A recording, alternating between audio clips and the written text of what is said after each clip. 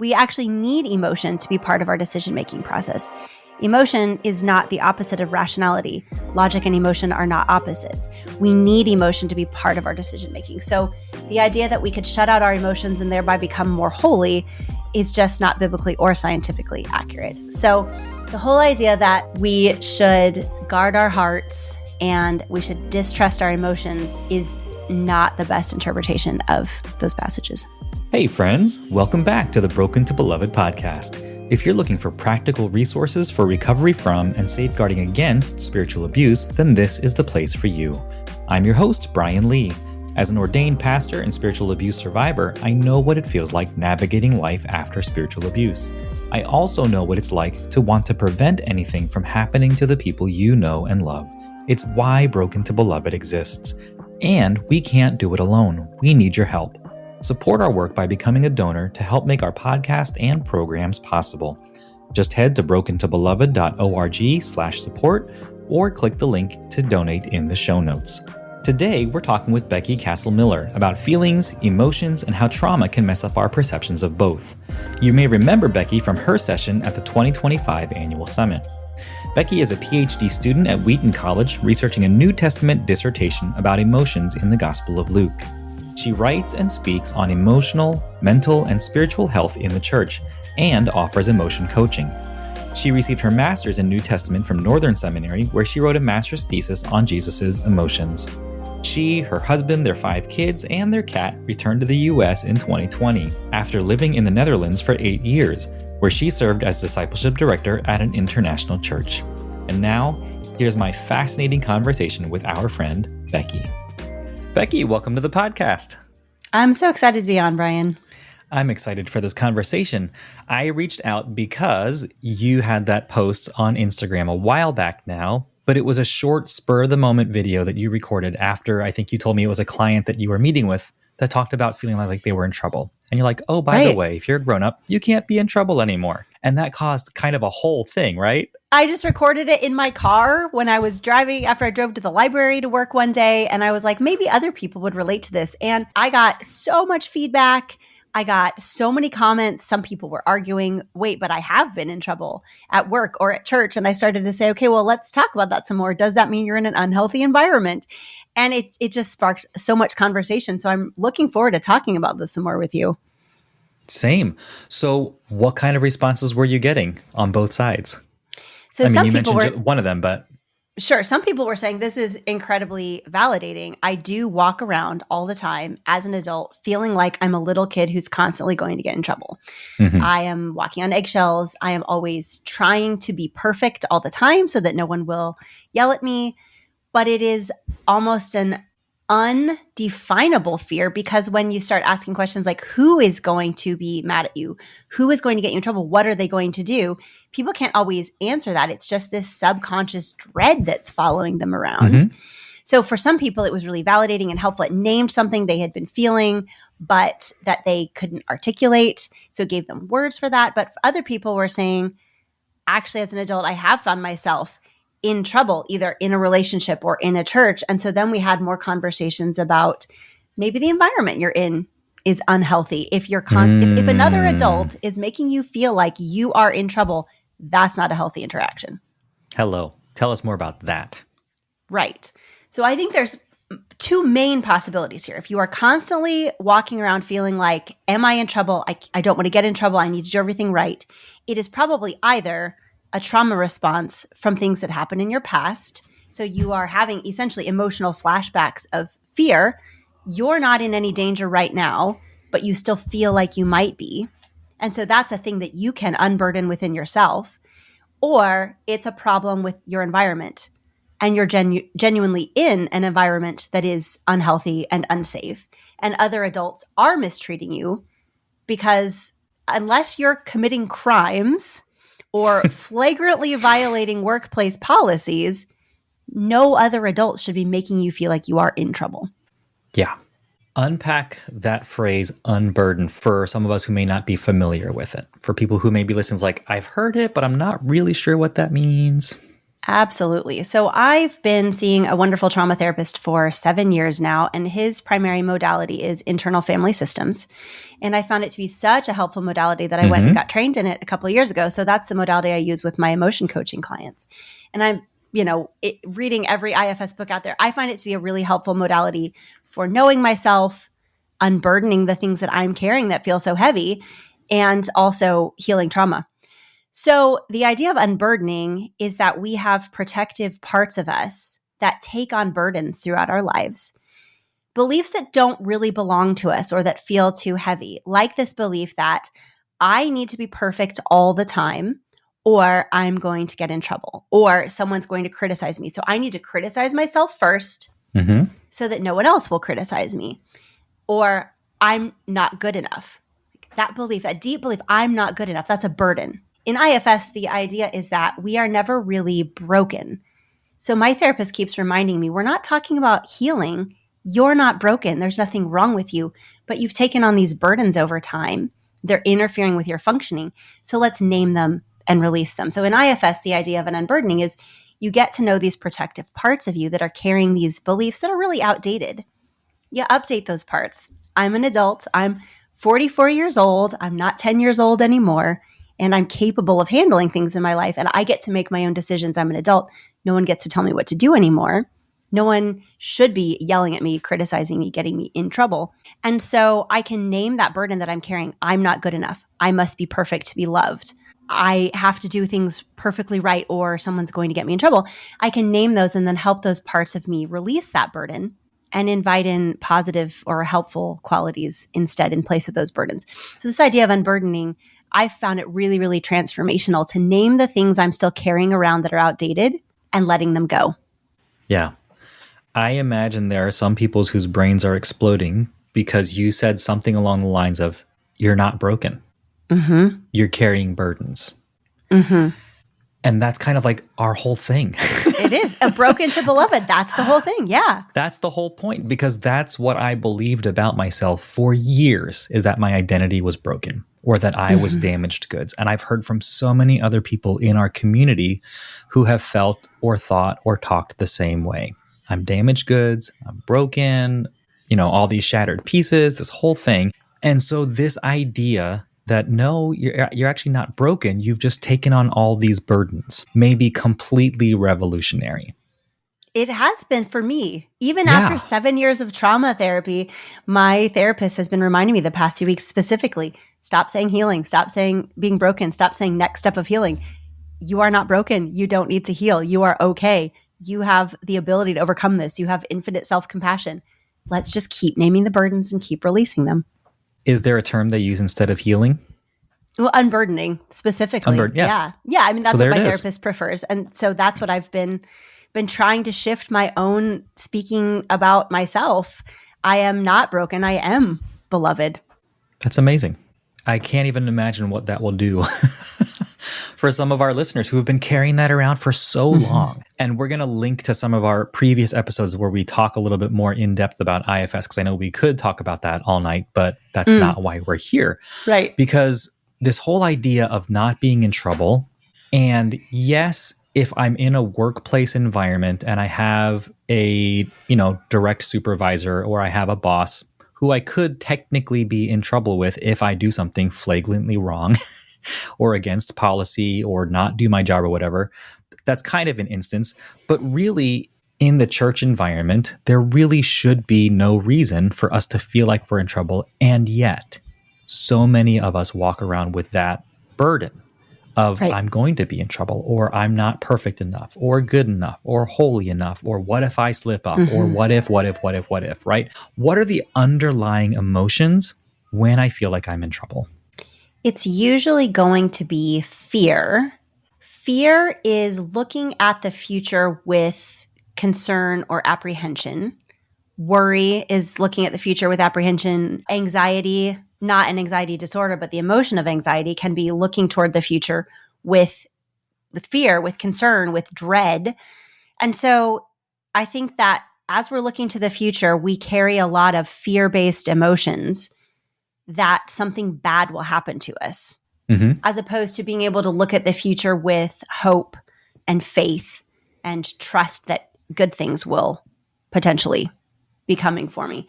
So I think that fear is, or the primary emotions under that feeling that I'm in trouble is fear, but also beyond emotion, I think there's hypervigilance. There's a difference between the trauma response of hypervigilance and the emotion construction of fear. What is that difference? So an emotion is a construction. It's a meaning-making process. Emotion actually has a lot of steps. An emotion is so much more than a feeling. A feeling, those sensations you have in your body, is an ingredient of emotion, but emotion is much more than that. Emotion is, what is the situation right now? What is my appraisal of the situation? What emotion concepts have I learned in the past from the socializing figures who influenced me? What emotion concepts are allowed in my culture? How am I allowed to express them? And then your mind makes a match between the current situation and the best emotion concept. And then when it constructs that emotion concept, it prepares your body to take action toward a goal. So emotion is this whole meaning-making process that has to do with what's happening right now that I'm identifying and preparing for the future based on my knowledge I've gained throughout my life of these various emotion concepts. That's an emotion. So if I'm constructing fear, maybe because I have walked down a path in the woods and I see something across the path that I think is a snake, and I construct fear, and then my body starts increasing adrenaline, so I'm able to run away, and then I realize it's just a stick, then I'll construct, maybe I'll construct relief, a different emotion instead of fear. But it's about what's happening right now. But a trauma response has to do with our autonomic nervous system. It's not conscious, and it happens really fast. And it's our body's way of keeping us safe. When something in the present moment reminds me of something dangerous I've been through before, it's going to act very quickly before my conscious mind, before my prefrontal cortex can make any analysis. It's just going to get my body prepared to move to safety, even faster than an emotion does. So I might be constantly scanning my environment with the trauma response of hypervigilance, always looking around for something that's going to go wrong so I can keep myself safe, which makes sense. God designed our bodies to work that way. So emotions are about something that's happening now, but a trauma response or an emotional flashback is about something that happened in the past that I think is happening to me now in the present. So there's kind of the blurring of past and present when we're having a trauma response. Yeah. And I often talk about that idea that trauma doesn't know how to tell time. Exactly. And so even though I'm in the present and being activated or triggered by something, the trauma is pulling me all the way back to when that thing originally happened. Absolutely. And now my body doesn't know what to make sense of. Exactly. So I think if we were to get even more kind of granular and nitty gritty, that idea that the example of seeing a stick and thinking it's a snake constructs the emotion of fear, even if maybe I've never really actually run across a snake before. But I just happen to have a fear of snakes. So that's the fear response happening as an emotion versus maybe the trauma response of actually I have had experience with snakes and got a really bad bite. So that's the thing that I remember. And so now my body even more quickly creates this response that is a trauma response based on the hypervigilance of, this terrible thing happened to me. I do not want it to happen again. And now my body responds in a different way.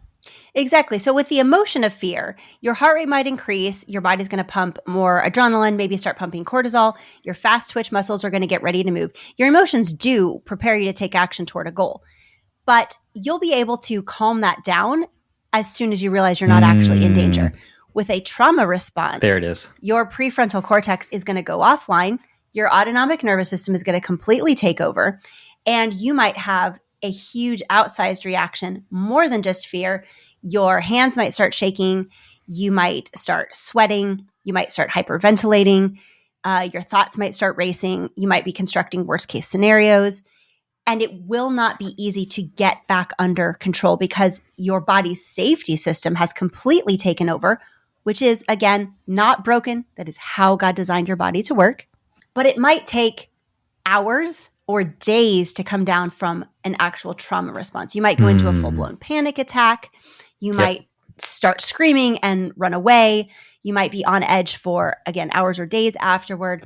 That's the difference between a trauma response and an emotion. I think that's differentiation is going to be really helpful for people who aren't really sure. It's like, is this a feeling or is this a trauma response? Is that response of what happens after that thing, after the event? So take us kind of down two different paths. Like you're saying, if it's that emotion, I'll be able to come down off of it. Maybe I laugh it off. It's like, oh my gosh, it was just a dumb stick, right? Right. If it's the trauma response, is there a path to regulating for ourselves, or based on if we're with someone who can co-regulate with us or something, or maybe it is a full-blown panic attack and no one's around? Right. I know it's like kind of an impossible thing to answer hypothetically, but in case someone is experiencing that, or like having a memory even now of, oh, that was a trauma response. Where do they go from there? Yeah. If it's an emotion, it's not likely to last longer than 60 to 90 seconds. Interesting. Emotions are actually pretty short-lived. Huh. So if you can hold on through it and get comfortable with the discomfort of uncomfortable emotions, you'll actually be able to move through it pretty quickly. Now, if you're in a danger situation, if it is actually a snake, you're going to construct fear, but you're actually going to keep constructing fear as long as you're in danger. You might run away. You might get yourself safe. You might make sure that your kids or your dog are safe. When it's over, you might be kind of exhausted and kind of come down from the adrenaline. But the emotion will resolve fairly quickly once you're out of the dangerous situation. If you are having a panic attack, it might last much longer. With the emotion, you can usually tell yourself a different story about what's happening, or be able to understand what's happening, talk to yourself about the situation, and calm yourself down. Once a trauma response has started, it is much harder to do that. You are basically, it can feel like you're out of control of your own mind and body. Yeah. And it's really scary.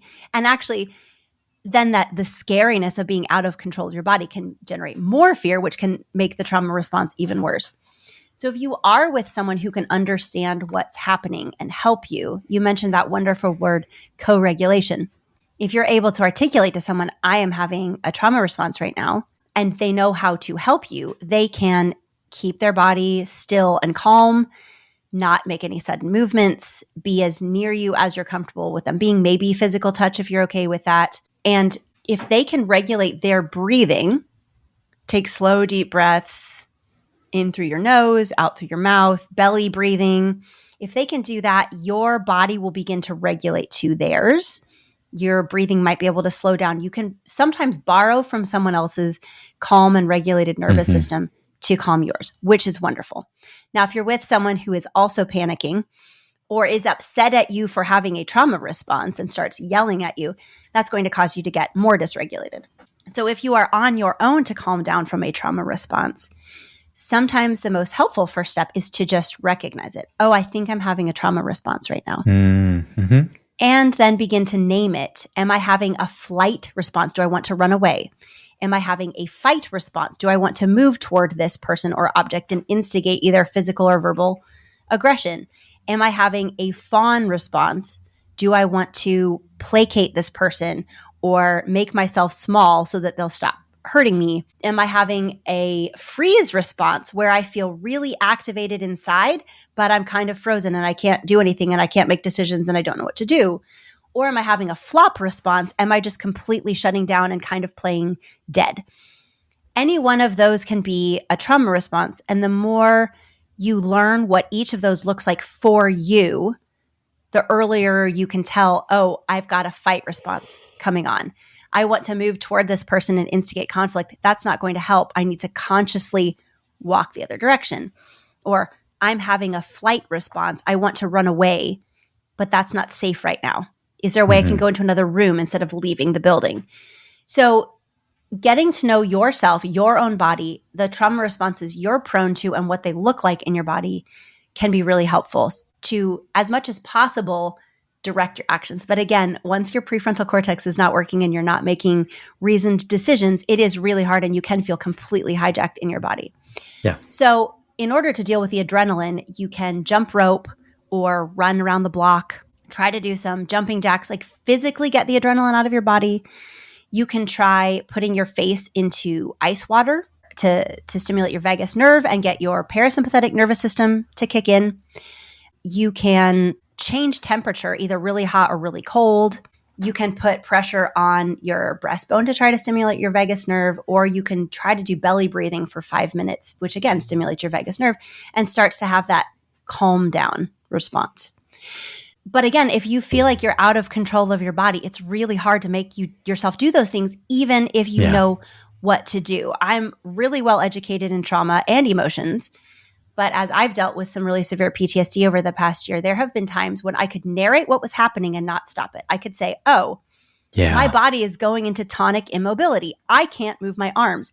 This makes sense as a trauma response, but I can't stop it. And so my brain was working, but I could not make my body do what it needed to do to calm down. And it's terrifying. So to some extent, just accepting this is a trauma response, I'm not in control of my body, I will eventually feel better, might be the best thing you can do. That is so helpful. I love the idea of just the noticing and naming, because I think when people are so primed to learn to ignore or dismiss their responses, whether they are emotions and feelings or whether they are trauma responses, we often respond to those feelings or trauma responses by heaping more shame and condemnation on ourselves. It's like, I can't believe I'm doing that again. I'm so stupid. Or why can't I just stop doing that thing? And it's like you were saying at the beginning with your therapist, it's like, no, you're not broken. This is a normal response. What would it do for us to receive grace and compassion for ourselves? It's like, oh, of course you're doing this thing. Don't you remember when that happened? And like you're saying, even as someone with years of experience and all the head knowledge of, oh, I'm going into tonic immobility, I can't move my arms, to know that intellectually and still not be able to stop your body from doing it, but to recognize and have the awareness to say, oh, I know what's happening. Let me just give it some time and not shame myself or dig myself a deeper hole, and we'll get out of this eventually, I think could be so helpful for people who experience this somewhat regularly. It's been one of the most helpful things for me, and I've seen it be really helpful for my coaching clients. Some of the best advice I've read on dealing with emotional flashbacks, which is when you're having a flashback to a traumatic or overwhelming event without the visual, like you're not replaying the movie in your head, you're just feeling the emotion. It can be confusing because you don't know why you're feeling this. It's disproportionate to the situation, but you don't know why. But it actually is an emotional flashback. You're feeling what you felt back then because something in your environment right now is triggering that memory, but you're only getting the emotion component. Anyway, Pete Walker has a wonderful book on complex PTSD, and on his website, he has 13 steps for dealing with an emotional flashback. And the first step, and if you don't remember any of the other ones, the most important one is just to say, I am having an emotional flashback. The moment you realize, oh, my rage in this moment is not about what happened right now, but something that happened right now is reminding me of a time when I was trapped or a great injustice happened. I am feeling that anger again, even though it's disproportionate to the situation. I am having an emotional flashback, or I am terrified right now, but actually I'm completely safe, but my body is remembering a time that I wasn't safe. I am having an emotional flashback. It gives you that little bit of orientation in time and space. It says, oh, I am aware that what I'm feeling is not attached to this present moment. And it just gives you that little bit of space between you and the emotional flashback, your conscious self and the emotion. And that can begin to help you deal with it. So with emotional flashbacks or with trauma responses, to just say, I'm having a trauma response, I'm having an emotional flashback, it really does make a big difference. Huge. And I would imagine, like, just again, having the ability to name the thing and to be aware of it happening instead of just constantly being caught up in the kind of tidal wave of it, right, would be so helpful. Would you help us differentiate? Because I think you mentioned something around the language of this earlier. Do you differentiate between feelings and emotions? I do. And I think they are two distinct words, though in English we use them interchangeably. Yes. Scientifically speaking, a feeling would be your interoception or your affect, your mood, your affect, or your knowledge and sense of what's going on inside your body. So a feeling would be, I feel my heart rate getting faster. I feel fluttering in my stomach. I feel prickles on the back of my arms. then that's an ingredient of emotion. Emotion is that whole meaning-making process that I described. So a feeling is an ingredient of emotion. It is the body's sensation or somatic part of the emotion. But the emotion then also involves appraisal and language and concept construction and prediction function. And so it's all these pieces that your brain does to construct an emotion and then prepare your body to take action. So the feeling is just one ingredient of that. That's very validating. I also asked that question somewhat selfishly because I make that differentiation when I'm also doing coaching. Great. I use a lot of Enneagram work as well. And there's this whole idea of like that we are three-brained beings. There's body, our gut, our thinking, and our feeling, or our heart. And so I often use the word feeling more interchangeably with sensations. What am I noticing in my body versus emotions, and the heart words like is a little bit more abstract, that you're like you're saying, you're assigning a word or assigning a meaning to what you're feeling. It's not just what the sensation is, but okay, so there's heat in your stomach. What does that mean? What do you do? Like, where is that coming from? Why are you having that feeling? Right. So I think even that can kind of be helpful for people who recognize or who are so prone to being in their bodies. And when someone asks, hey, what are you feeling right now? Or what emotion are you having? And instead they give you a feeling word or a sensation. Or the other way around. They're so used to denying their bodies and ignoring them, they'll give you the emotional words, but have no idea what's happening in their body. Exactly. So connecting the somatic experience and the meaning-making process can actually be really helpful for people. Do you have tools for how to make those connections? Practice. It is a learned skill. You can learn to begin to identify what's happening in your body and then gain more and more vocabulary for expressing it. Now, there are some people who struggle with alexithymia. I was just reading the handbook on neuroscience, cognitive neuroscience today. I was at the library and I read a whole article about alexithymia to remind me of my knowledge. But alexithymia is truly an impaired ability to notice bodily sensations and then to put emotion, meaning making words to them. So some people genuinely have an impairment in that. And if that is you, you are not broken. There is not something wrong with you. This is a known condition, and it's okay if you struggle with that. You can still, to some extent, like learn the skill, but it's going to be harder. Right. But alexithymia aside, this is a learned skill. You can learn more emotion concepts. You can get more granular in expressing your emotions. You can use a feelings wheel, for example, or there's a wonderful app called How We Feel. That's a free app that helps you name your emotions. A number of my students, after I taught God and Emotions this past semester, started using the app and learning new words for their emotions and practicing feeling them. So the process of noticing your sensations and naming them is a skill that you can learn. One of my favorite IFS questions, if a client has a protective part that's starting to get reactive, I will say, okay, it sounds like a part of you, to use the example from earlier, feels like you're going to get in trouble. Where do you find that part in your body or around your body? Because some people will feel sensations almost outside or around their bodies, and other people will be inside. So I love that question. Where do you find that in your body, around your body? I've been working with a somatic experiencing coach, and she's been incredible. And so she's helped me learn not just where I find something in my body, but where it wants to move or where the sensation is moving as we're working, or what it wants to do next in my body or with my body. So somatic experiencing is such a cool modality. If you are struggling to name the sensations in your body and understand what they mean, find a somatic experiencing practitioner. It's very cool, and it's very good for trauma healing. So you can attune to your body, and you can ask those questions. Where is this in around my body? How is it moving? What does the sensation feel like? What does it want to do next? When I move my body, does the sensation move? If I slow down and I pay attention to it, am I noticing that there are parts of my body that are offline, or am I all sort of connected as a complete whole? And so just practicing that, tuning into your body for 5 minutes at a time, naming your sensations, and then trying to name the emotion concepts that you might be constructing are all practices that you can get better at. Yeah, I love that. I've been doing a lot of story work lately, and Adam Young is so good at it. And that's one of the questions he always invites you to do as you're doing the work is like, hey, So what's happening in your body right now as you tell this story, after you've told the story, as we talk about this one thing? And then he just has 2 words that he uses over and over again. And it's just notice that.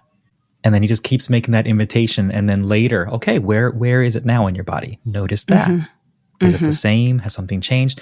And so that, I think, process of helping people to practice attuning to their own bodies and the sensations or feelings that are happening there.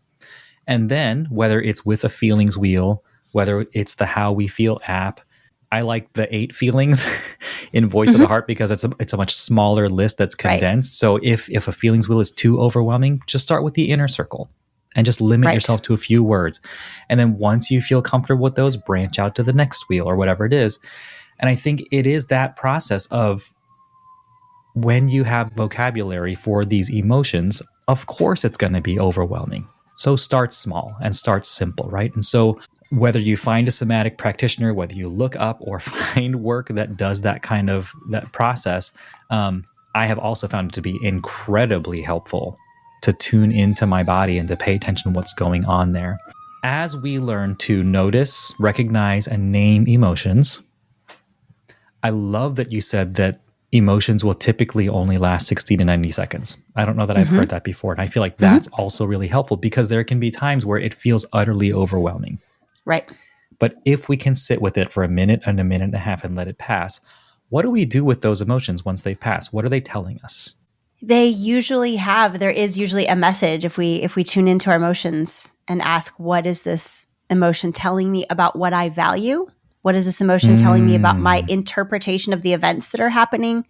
What is the story I'm telling myself about this emotion? Is it accurate? I believe that all emotions are valid and all emotions make sense and all emotions are good, but sometimes we are constructing emotions based on incorrect information. So I think that the emotion isn't wrong, but the information behind it might be. If I am angry because I think that a friend has stood me up because they don't care about me and I'm telling myself a story about that, my anger is valid because if my friend did stand me up, I would have every reason to be angry. But what if I find out they've been in a car accident and were unavoidably detained? Once I correct the information behind the emotion can change. Yeah. So that's one thing, is to check the story that I'm telling myself about the emotion. And then sometimes journaling about the emotion. If we have a really big emotional reaction to something, journaling about it when we've calmed down can help us tune into, okay, what was that emotion telling me? I was really sad because someone promised to do this thing for me and then they didn't follow through. Why was I sad? What is it telling me? Well, the sadness is telling me that people keeping their word and being able to rely on my friends is really important to me. And this friend didn't do that. Okay, do I need to examine whether this is a trustworthy friend? Is this something they do regularly? Was it just a one-time mistake? Do I need to process my sadness, talk to them about it, and ask them to not do it again? What is it telling me about my values? What is it telling me about my experience? What is it telling me about my appraisal and interpretation of this situation? And then what do I want to do next after this emotion? What action do I want to take? My brain has constructed this emotion really quickly, but now that I'm able to do some metacognition, I'm able to think about my thinking. How do I evaluate the situation? Am I happy with how I expressed it? Am I okay with getting angry and yelling at my kids? No, I'm not. That's not the kind of parent I want to be. Okay, the anger was telling me something valuable, but I don't like how I acted. The next time I'm angry, I want to try to shift how I respond. So a lot of that metacognitive processing afterwards. We really can learn new emotion concepts over time. And the emotion concepts that we dwell on will become easier to construct. And this is what I call emotional discipleship. And this is what I'm working on in my dissertation, is I believe we can learn new emotions from Jesus. And as we meditate on them, we will more easily be able to construct those emotions. So we can learn from Jesus what it means to show compassion, to be moved with compassion and take action for people. We can learn what it means to feel enemy love. I think that's a real emotion. We can actually feel it. What does it mean to feel zeal for God's house? We can learn those new emotion concepts, and that can actually be part of our discipleship, is to learn to construct these emotions that help us be more Christ-like. So that's another piece we can think about. Is the way that I acted as a result of this emotion in keeping with who I want to be as a follower of Jesus, or is it not? Yeah. And then what do I want to change in my spiritual practice in my life to do that differently next time? I love it. I think there are so many people who are listening who have suffered the consequences of the abusive teaching of Jeremiah 17 that says that the heart is deceitful above all things. And so therefore, you should not pay any attention to what your feelings are telling you. Help us to untangle that and move towards, like you're saying with your dissertation work, of how do we move towards what Christ modeled or what he taught us? I always want to have my friend Auburn Powell answer this question because she's in the PhD program with me, but she's doing a dissertation on Jeremiah. And I feel like Auburn can always answer this better than I can.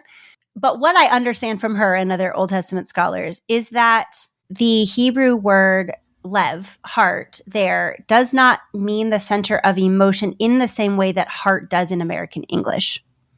We have to remember that translating emotion words and translating body sensation words across time and space and culture is not easy because all cultures and languages have their own emotion concepts. They don't translate well. So this idea that saying the heart is deceitful above all things means that we can't trust our emotions is just a false equivalence. Like that's reading our American English translation and then making assumptions about what that verse says. I believe it means something more like humanity does have a tendency toward evil and people keep hurting each other. And that is why God needs to intervene. But it does not mean that our emotions are not to be trusted and should be shut out. In fact, there have been scientific experiments that show that when people's emotion-making parts of their brain are damaged, they actually make bad decisions. We actually need emotion to be part of our decision-making process. Emotion is not the opposite of rationality. Logic and emotion are not opposites. We need emotion to be part of our decision-making. So the idea that we could shut out our emotions and thereby become more holy is just not biblically or scientifically accurate. So the whole idea that we should guard our hearts and we should distrust our emotions is not the best interpretation of those passages. Yeah, that's really helpful. So as you're doing your work in your dissertation, research and studying, what's one of the things that you're learning that might help us? Ooh, wow. I think it's seeing how emotional Jesus is.